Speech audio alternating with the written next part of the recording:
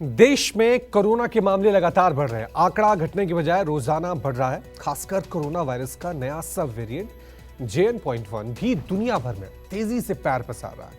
भारत समेत 51 देशों में नया वेरिएंट फैल चुका है।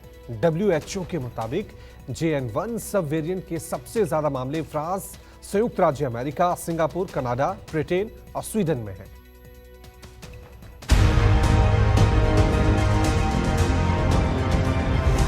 हर गुजरते दिन के साथ कोरोना की दहशत दिलों में बैठती जा रही है। दुनिया समेत भारत में भी इसका डर बढ़ने लगा है।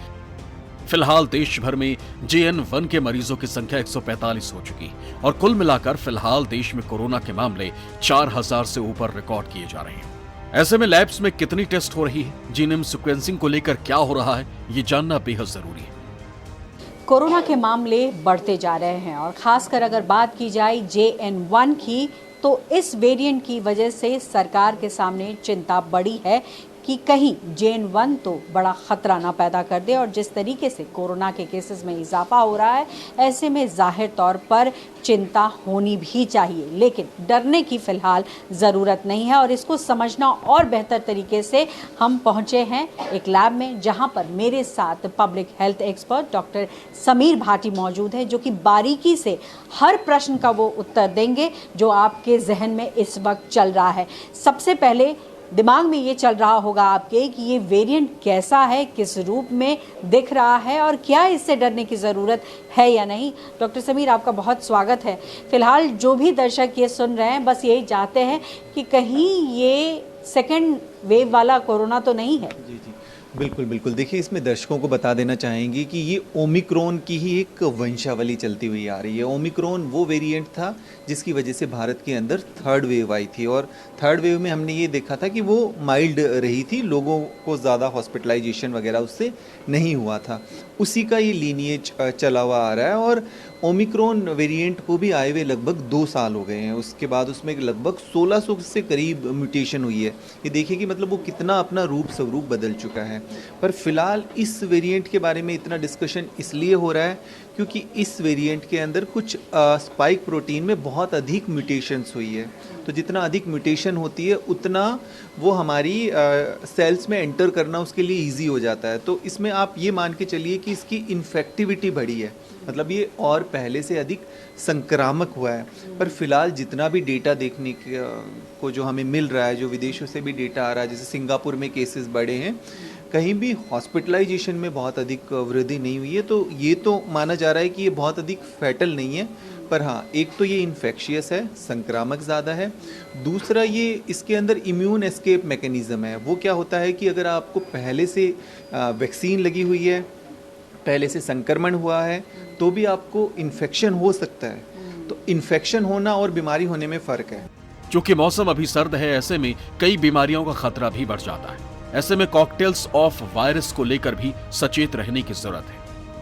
न्यू ईयर आ रहा है, डेफिनेटली आपको फेस्टिवल को एंजॉय करना है, पर कुछ सावधानियां आपको ज़रूर बरतनी है। एटलीस्ट कुछ चीज़ों का आप ध्यान रखें कि अगर आपको किसी भी तरह के लक्षण है, फ्लू के लक्षण है, सर्दी खांसी जुकाम, तो आप मास्क ज़रूर पहने। कि ऐसा नहीं कि आप किसी और पर्सन को वो संक्रमण दे रहे हैं। दूसरा, आप कहीं पर भी जा रहे हैं बाहर, क्या कोई पार्टी के लिए, कोई लार्ज गैदरिंग है, तो अगर वो क्लोज्ड एरिया के अंदर है तो मान के चलिए, क्योंकि ये ड्रॉपलेट इन्फेक्शन है, तो इसमें संक्रमण होने का चांस बना रहता है। तो वहाँ पर आप बहुत विशेष आपको ध्यान रखने की ज़रूरत है। आइए अब नजर डाल लेते हैं डेटा पर कि भारत के किन किन राज्यों में कोरोना के नए वेरिएंट दिखे। देश में अब तक कुल 145 JN.1 कोविड वेरिएंट के मामले सामने आए।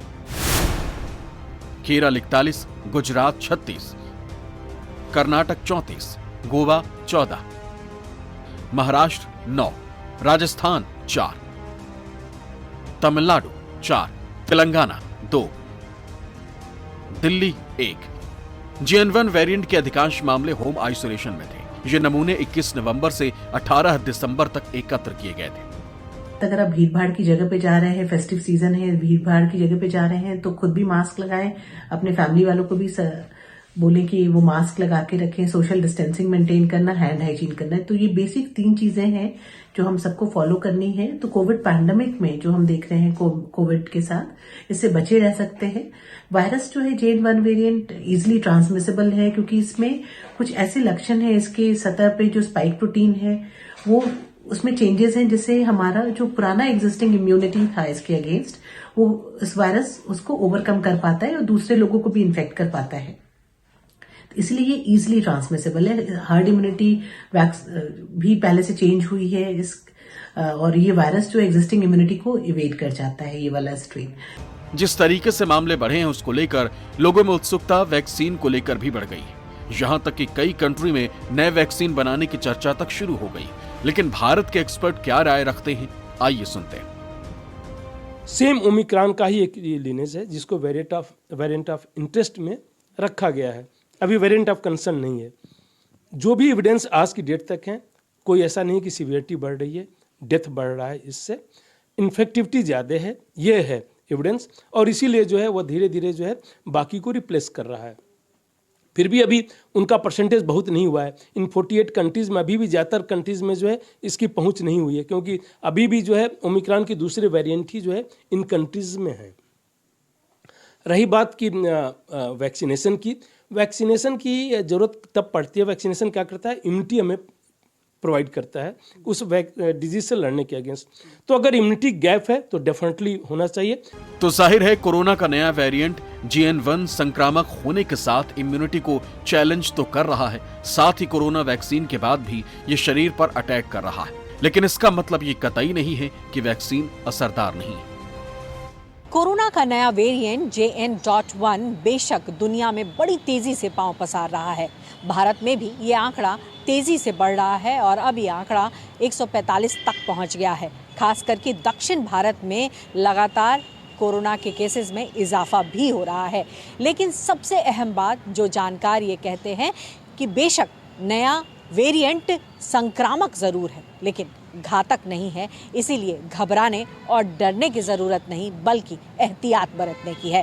कैमरा पर्सन कलिकांत झा के साथ पल्लवी झा, दिल्ली, न्यूज़ 24।